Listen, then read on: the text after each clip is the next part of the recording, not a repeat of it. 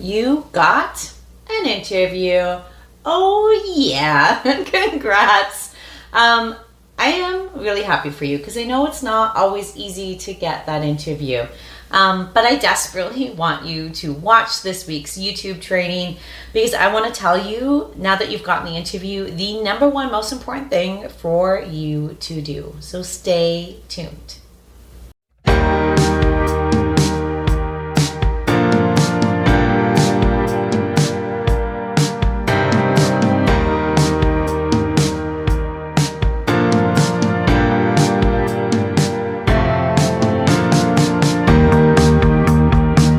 Why, hello, I am Sarah Curto, the career coach who helps people find their dream jobs where they work less hours, make more money, and finally feel fulfilled doing work that they love.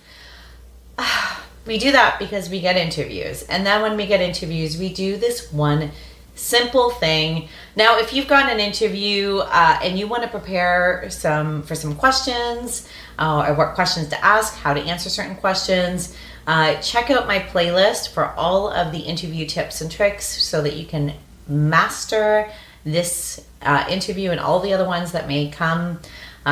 So go watch that. Okay. So the most important thing for you to do, I'm going to tell you a story. I want to tell you the story about Jeremy, who got an interview.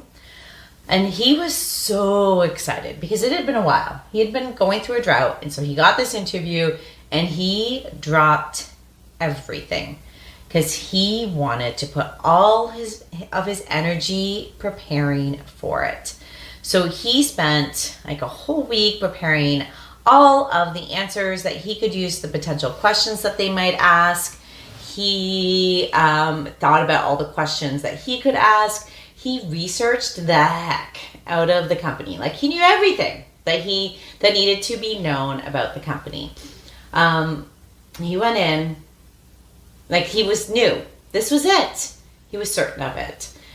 He needed the job. He was desperate for it. He went in desperate for the job bad. And then he bombed the interview. He didn't get that job he needed so badly. And worse, he had stopped his job search. So he was back at square one. And he was so annoyed and frustrated and devastated that he had to start all over again. And it's because he didn't do this most important thing when you get an interview. And that most important thing, it's really so important, is to not stop looking for a job. You cannot stop. You gotta keep looking for a job. We don't want you starting at square one. In fact, I have this saying, and every single one of my clients knows this. As soon as you get an interview, we're getting irons in the fire. Lots of them, as many as possible. Multiple irons in the fire so that you don't need to get this one job.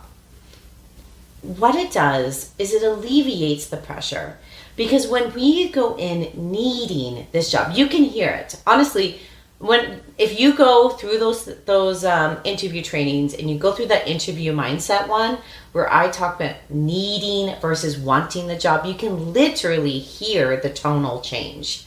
So as soon as you need the job, it puts so much pressure on it, which means it is more difficult for you to do well in the interview because you're so focused on your desperation and your need for that position. So having irons in the fire, knowing it doesn't have to be this job. It can be any job. Maybe you want it to be this job more than any others, but you have other irons in the fire that could give you the job. You don't need it from this one. So it really helps with that, like, pressure. It allows you to be more casual and relaxed. And yes, nervous, but we can do well in interviews nervous. It is difficult to do well when we're desperate, but we can do them well when we're nervous. And the next time that Jeremy got an interview is he got into this place of, where else can I get an interview? And he actually took control of his job search. He applied to more jobs. He reached out to the competitors of this place he was interviewing at to say, hey, I just started interviewing here, but I think I'd rather work with you. And he did well in that interview, but he did really well in the other interview with the competitor. And what it allowed him to do is he got both. He got offers for both. But he got to choose. So not only did getting irons in the fire, continuing to look for a new job, allow him to get the offer for the original interview, it got him an offer for a better position with a better company that was more aligned with his personal values and what he really wanted to do next. So the next time, like this time that you have an interview, prepare for the interview, but don't drop everything. Don't stop looking for a job. In fact, figure out where else you can get an interview. Get more irons in that fire. Good luck. Have fun. Be yourself. Get those offers. Drop any comments below that you have about how to do that even. Let me know. Ask away. And I'll see you here next week with another training. So don't forget to subscribe. Take care. Bye. If this training resonated with you, then join the Career You Love Academy. It's my group coaching monthly membership program that takes unhappy workers who are unfulfilled, exhausted, and dreading their days to finding work they love, where they're finally making more money, more of an impact, while having the time and energy to truly enjoy and love their life.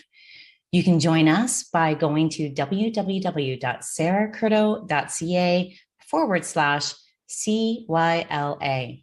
Now that's a Sarah without an H. So it's www.saracurto.ca/CYLA. See you in there.